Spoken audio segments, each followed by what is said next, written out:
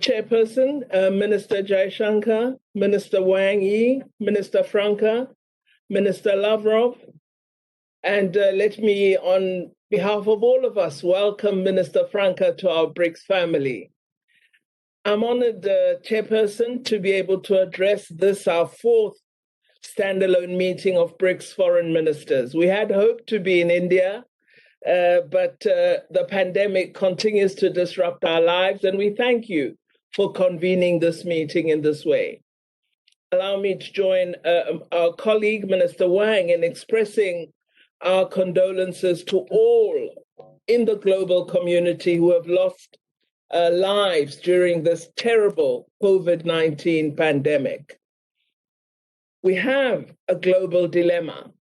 Millions of people in wealthier nations have been vaccinated, while billions of people in poorer countries still wait and are still vulnerable to infection, disease, and death.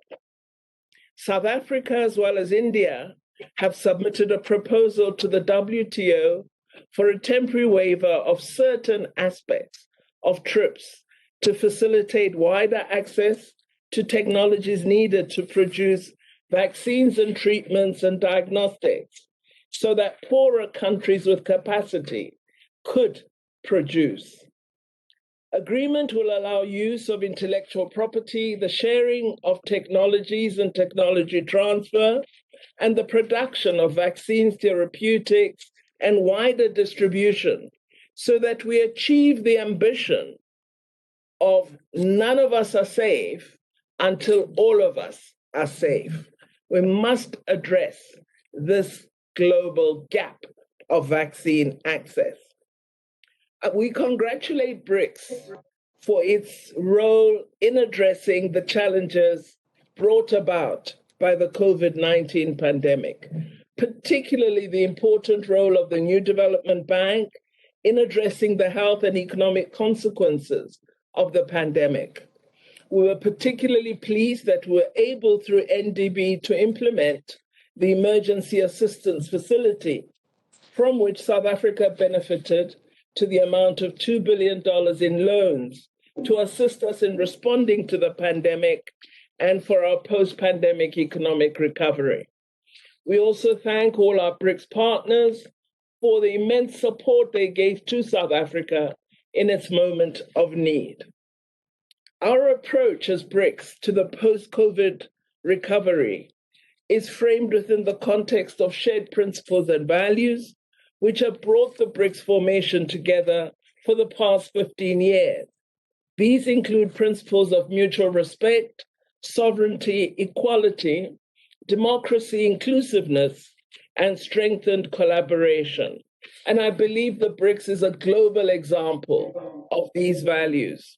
We thus welcome the Chair's initiative to prioritize reform of the multilateral system. We believe our commitment to a reformed global governance system is very clearly stated in the joint statement we will have before us later. We call on BRICS to be equally bold and determined in seeking concrete, practical reform of the United Nations Security Council. We believe only BRICS can lead on this.